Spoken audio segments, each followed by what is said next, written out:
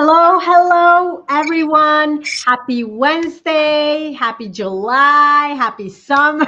Happy everything. I hope you're all doing fantastically well today. I'm so excited to be here. We were just chatting behind the scenes about what I think is like the headway for this conversation in terms of setting boundaries for others, setting boundaries for ourselves, the guilt, the shame that comes with it, all the cultural things that happen that we're conscious and unconscious.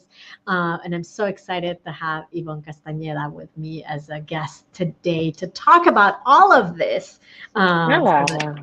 after today, we feel at least that we're not alone Hi, I in all of love these that as a goal. feelings. Yes, that is a great goal, right? It's not a here, you need to do X, Y, and Z, but at least maybe people will just feel validated and like, oh, okay, so it's not just me. No me siento loca. I'm not crazy. Exactly, Right, exactly. Because I think right. that's super important. Yeah. I know that there's been times that I'm like, maybe it's just me in the whole world, and realize, no, no, no, it's not. I'm not the No. only one. There's other people. So that at Yeah, least it's not the solution, but at least it makes you feel less lonely, which yeah, is yeah. important. It's very true. Very true. So before we jump right in, tell us a little bit about you and what you do. And I would love to like if you can end it into exactly why you're so passionate, because I know that you're very passionate about this subject. Yes, thank you. First of all, I'm so excited to be here. I just think that what United Latinos does, like the mission of it, I think it's so important for us to be a community, to be a sisterhood. So first of all, like thank you for having me on this show. I'm a director of community-based initiatives for Boston College, and I'm a licensed independent clinical social worker. So I'm a therapist in private practice. I probably on my caseload, I would say 95% of my caseload is working with Latinos or Latinas, and I work with individuals, I work with couples. Yeah, and you know, I love what I do. I have fire for it. As much as sometimes I feel a little bit burnt, but at the end of the day, it's one of those things that I can't not do. Like, no me imagino. I can't imagine not doing it. It's me nace. And I love doing it because I recognize that in our community, I love working with Latinos, like primarily because I understand the impact of our cultural norms. And granted, every culture is different. Dominicans are different to Mexicans, to Puerto Ricans. And I also see that there are some commonalities in terms of patterns of thought, patterns of behavior. So I love working in the mental health space, with Latino individuals and families or couples, because it's just I see a lot of hurt that is perpetuated in our communities, and it's like I was telling somebody yesterday, it's like my mission is to help people. I want to help, or I want to stop people from hurting other people. Like I want us to stop hurting each other. And so mental health and giving people a space and giving them tools to understand themselves is how I do it. And so I'm very excited with what I do. I love that, and you touched on two very important things that I want to like come back to.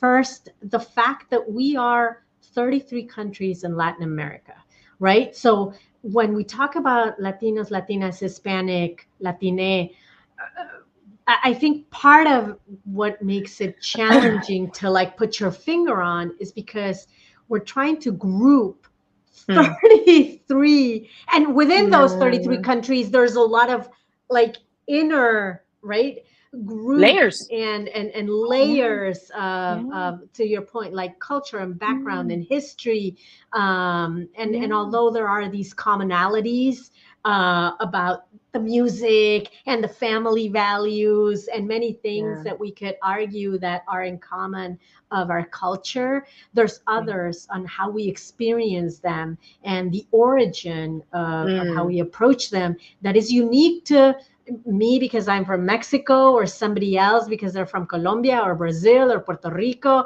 or something, and it's important to understand that Mm. so that we don't group it together. And I imagine that Oh. there's a lot there that Mm-hmm. then we have to to like own, so that we go to the mental health piece, so that we don't feel like, again, I'm the sore thumb. I'm uh, the one that's not making sense here. Yeah. That's Yeah. it. It's okay, right? Giving yourselves Yeah. grace. Yes. And I love that you just named that too. Like, not only are there 33 different countries, like, even within one country, Yep. there are probably different norms within their family system. And, everyone's at a different socioeconomic status. Everyone has a different level of education, even just geographically. The woman who lives in El Salvador that is raising three daughters might be very different, radically different to the woman who lives in, Chelsea, that has three daughters, because they're in different geographical spaces. So yeah, Yeah, yeah, differences all around. And they're, absolutely, yeah. absolutely.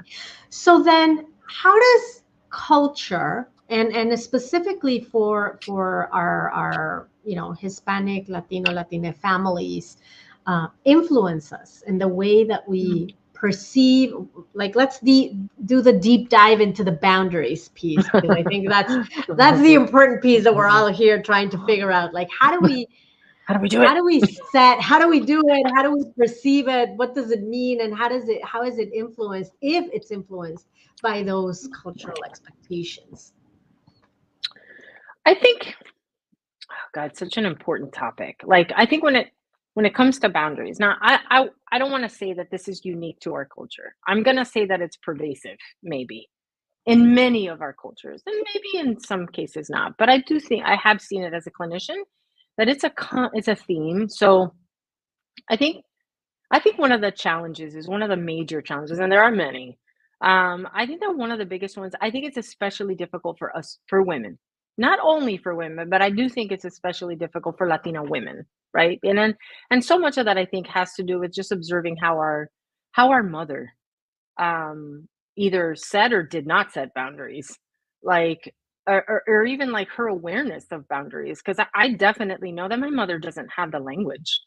Ella ni idea. It's like no idea what a boundary is. And also, again, like, just how she showed up in her relationship with my father and how she treated us, like, there was no boundary. It was all of you first, always, me last. Um, Yo no me cuido. I don't go out and spend time with my friends. I don't, take care of myself. And I think the way that I interpreted, or the way that I saw it a great deal, was that my mom would really feel very guilty. Like, whenever she did anything for herself, and I was always there with her, like she would go to, like, el salón de belleza, maybe once a year, to get her perm. And I just remember mommy would always be looking at the clock and, ay, Dios mío, ay, your father's home. Ay, nos tenemos que apurar. We have to hurry, because your dad's home. Meanwhile, my dad is home chilling. My father was not, you need to be home at this hour. My dad, in fact, was the opposite, but mommy would still be worried, and want to rush home. So, I grew up watching that, and so what I learned, again, not what I was taught, but what I learned was everybody else comes first. And not only that, I almost felt like it was celebrated. It was like you were an epic mother, epic wife. Like, this is how you wife, and this is how you mother. And if you do it this way, ooh, that's celebrated. Like, you're such a good mother. Meanwhile, my mom is stressed out to hell, tired, not taking care of herself, frustrated, irritable, angry, like, all of these things, simply because, I think, and having conversations with her now, there was a great deal of resentment for her that she never verbalized, like resentment towards my father, because she never got to do the things that she wanted. But my father never got in her way. It was how she learned to be a wife, and to be a mother. So I think it's really hard if you grow up in that system, you grow up in that kind of dynamic, for you to then say, you know what, I'm gonna take a day off today from work because I'm sick, right? Like, I don't know, Ileana, if this is true for you, but I know when I was younger, I was terrified of, like, taking a day off to take care of my physical health. I thought I was doing something wrong. So I think when it comes to boundaries, my senses, and again, working with so many clients is like, I feel like I'm doing something wrong, you know? Like if I set a boundary or I just value like what I need, I take care of myself. Absolutely. And I think you mentioned this very much, the shame and the guilt tied to setting those boundaries, tied to putting ourselves first is like, Mhm. I don't deserve it. Like, why would I? That means that I'm more important than those that I care for. And then what are they going to Mhm. think? And like all of these things. And many of them are unconscious. And as I heard you like share some examples, I feel like that to this day, same Yeah, way. And then I same. need to switch it off. Like, it's Mhm. okay. No, nothing's going to happen. Like, I'm here.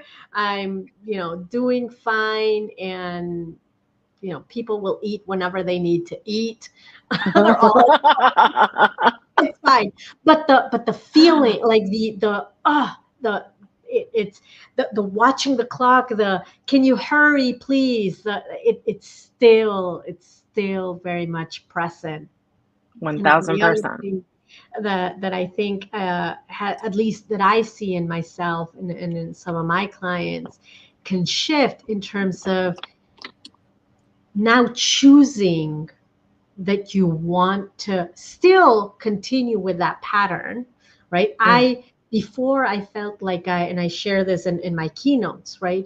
Before I felt like I had to do everything and breakfast before everybody went out the door. And it Mm. was like my thing that I needed to do because if not, people would not eat, basically, Mhm. right? So Mhm.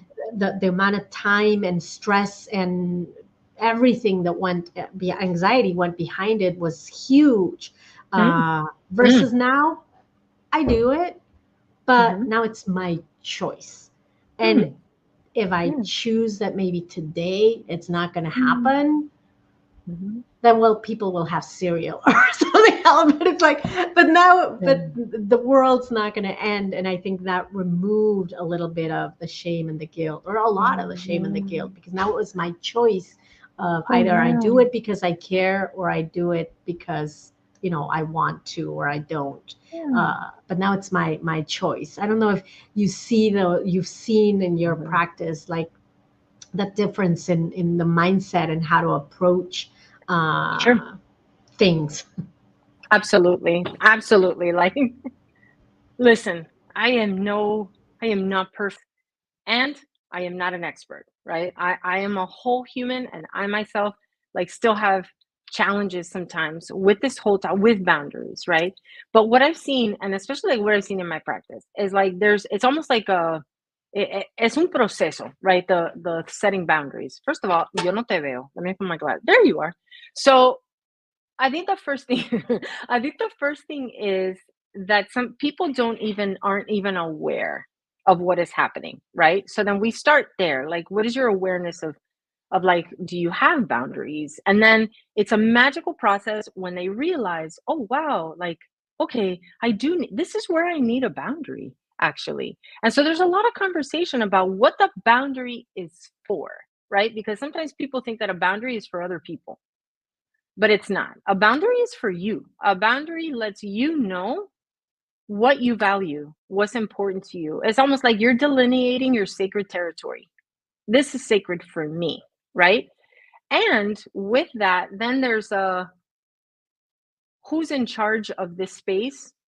It's you. You're in charge of this sacred territory. It is nobody else's responsibility to manage that sacred territory. So it's like a process. And then there's the actually setting the boundary. Like, if I have a client who is like, I need to set a boundary, like, I need to let my mother know, that when she talks about my father in a negative light, she's putting me in the middle, and I feel conflicted. It makes me I feel very uncomfortable, and I don't know how to say that to her. And so there's work with that. Like, okay, so now at least you have awareness that this is happening. You understand what it is that it's triggering for you. And now the next step is to have the conversation with mommy. and tell her, mira, mami, like there's this, right? So then there's a whole process, right? But I have found, and I'm laughing because I am 1000% guilty of this. Like I have been here. Like there's oh yeah, I need a boundary here. And then you set the boundary, you talk to your loved one and you tell them, mira, cuando haces esto, like when you're doing this is what's happening and it makes me uncomfortable, right? But then there's that epic, crushing guilt where suddenly you're a terrible person. Here, your mother is trying to open up to you and she's being honest with you, and you're shutting the door. And like, that's so rude. And then you realize that now mommy might be really uncomfortable. She has no one to talk to. And then what happens? The boundary is gone. And you pull it back and they're like, well, no, it's okay. I guess we could talk about it. Do you know what I mean? And I think that the biggest challenge, Ileana, when it comes to boundaries is that I don't think that we know how to let somebody else be uncomfortable. I think that we make a lot of meaning of it. Do you know what I mean? Like, I remember setting a boundary for myself in my relationship with my husband in the very beginning, where, like, Friday would roll around and I knew that what I needed was just some time to process the week and descanso. Like, I don't like to be around people on Friday. I'm done. I'm done. I need a minute. And then my husband, I would come home and it'd be like, oh, I told my parents that we would come over. And that would, like, I'd be like, oh no. And I didn't know how to say, I didn't know how to say, you know what? I can't. Like, I don't have space up here. I need a minute. Is there any way we could do this tomorrow? Instead, I would go be mad as hell, have a lot of resentment, which I would not verbalize. And it would manifest as an argument about something else, right? It was something else would happen. But really, the reality was that I was mad that I didn't put my foot down, that I didn't advocate for myself because I was afraid that if I did that, it would mean that I'm a horrible wife, that I'm not helping him stay connected to his family. Like, I made meaning of it, all of it, So then I would never do it. And so I didn't like the idea of my husband being disappointed. And so I wouldn't stick to my boundaries. And so that, again, it's a process with clients, is getting them comfortable with the idea that it's very possible that your boundaries are going to lead to discomfort for another person. And that discomfort is not your responsibility. We do not own other people's sacred territory. That is theirs. Their emotional territory belongs to them. And it doesn't mean anything about you, So, like, if you make breakfast for your family, there's no meaning, right, behind it. It doesn't mean anything. It just, you did it. Yeah. And if you didn't, it doesn't mean anything either.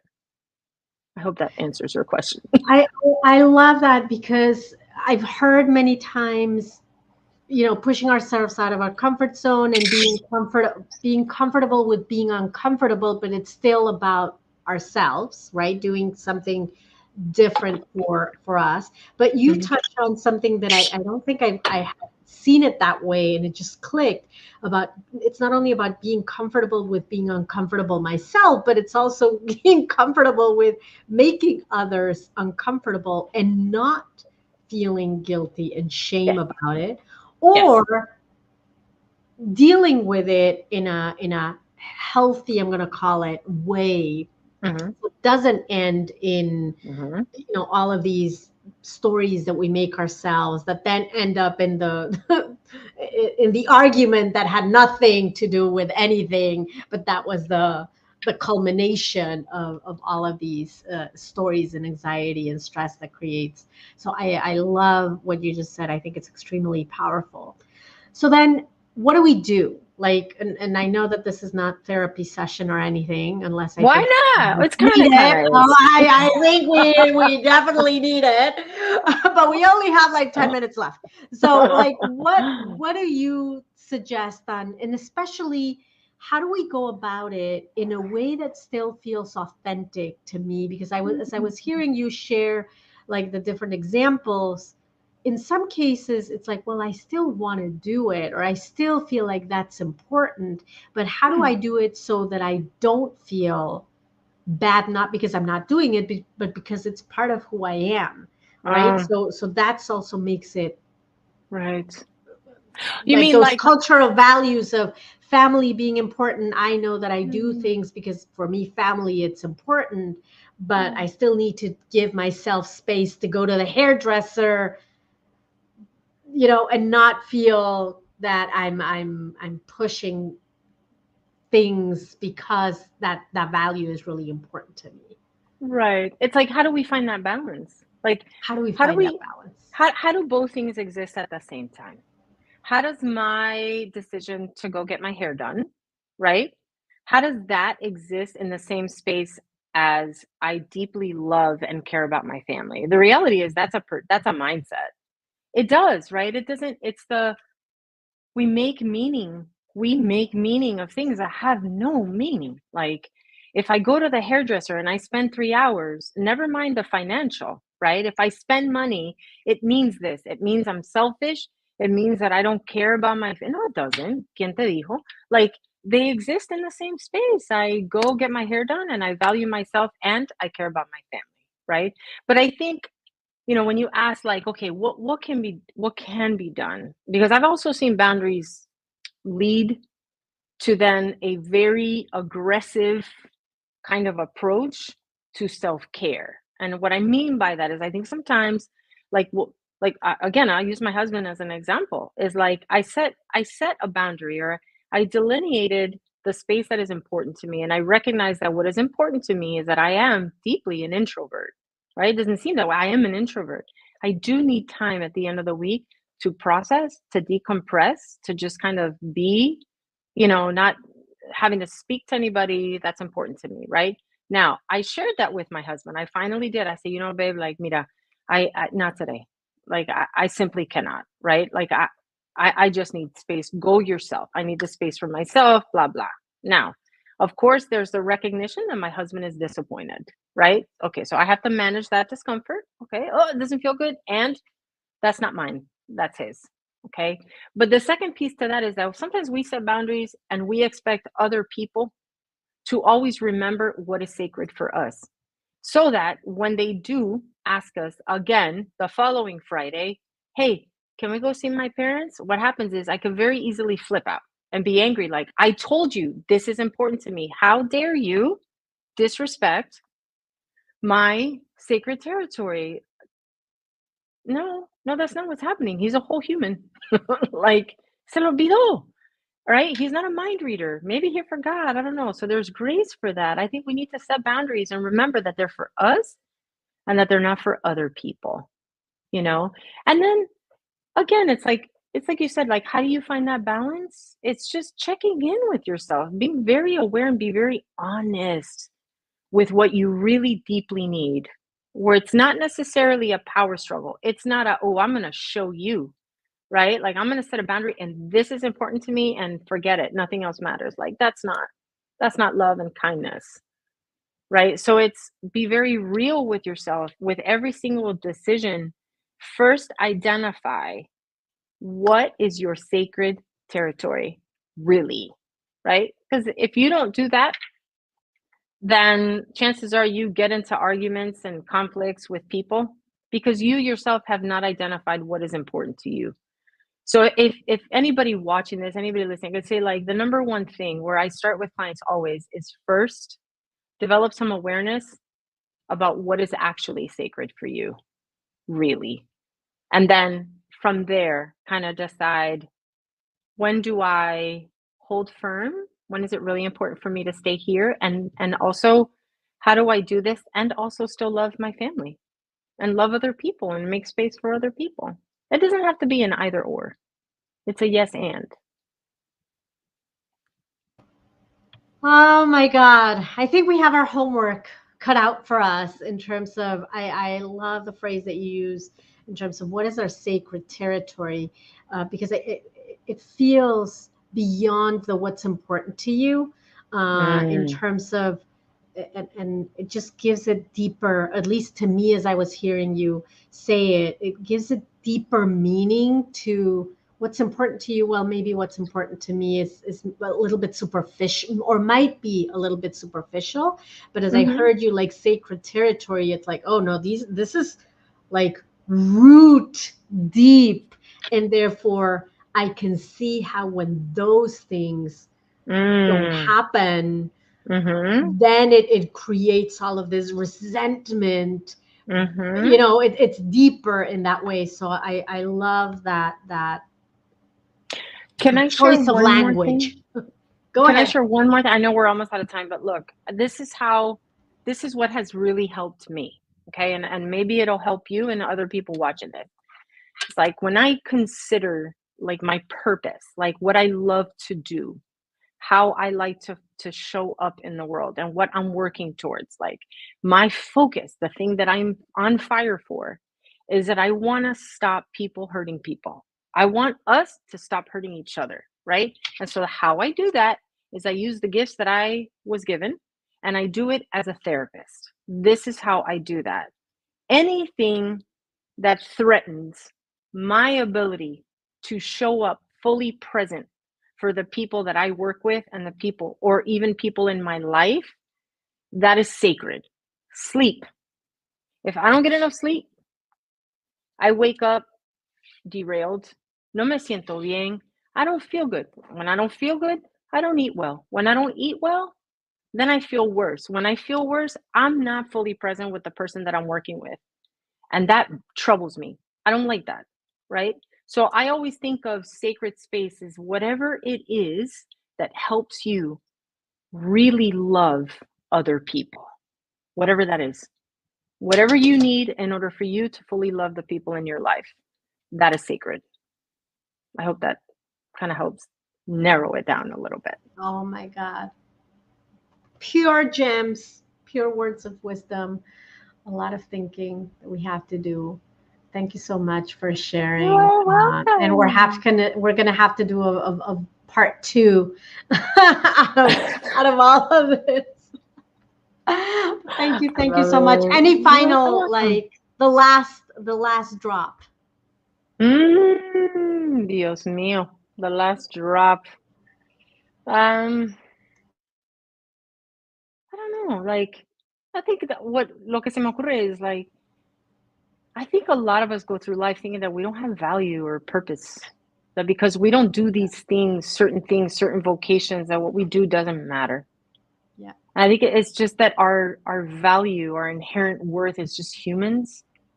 And so we have it, you have it. So like, why wouldn't you want to offer that? Yeah. So it's just this work. I think it's a responsibility. It's not a choice. Let me work on my mental health. I'm like, no, it's not a choice. It's a responsibility. We have a responsibility to each other, so I love that. yeah. I love that. Thank you so You're much. And welcome. thank you to those of you watching and those of you watching in the replay, because I know that we have an audience that watches the replays as well, for being here, for being in our space. You have your work cut out for you in terms of defining what is your sacred territory, what's your sacred space, and then reaching out if you need help in terms of how to hold it. Yvonne, where can they find you? I have a website, Soul Fuerza. So it's two words, soul as in alma, soul fuerza, fuerza as in force or strength.com. That's my website. I have a profile on Psychology Today. I write articles for Psychology Today, so you can find them on psychologytoday.com. I write about all these topics. And that's pretty much it. That's what I And do. in United Latinas, because Of you're a course, sis. United Latinas United member. This Latina. is what this community is all about. Connect with us at unitedlatinas.com. Also be a part of our Mighty Hub, because that is where you'll find all of us, and you'll be able to get more support and realize that you are not alone. And so join the community. And very importantly, we have a lot of events happening in July and not well, the rest of July and August. So don't miss those out. And we're preparing big things for Hispanic Heritage Month, obviously, because we're going to be doing great celebrations And save the date, because October 2nd is going to be our virtual conference.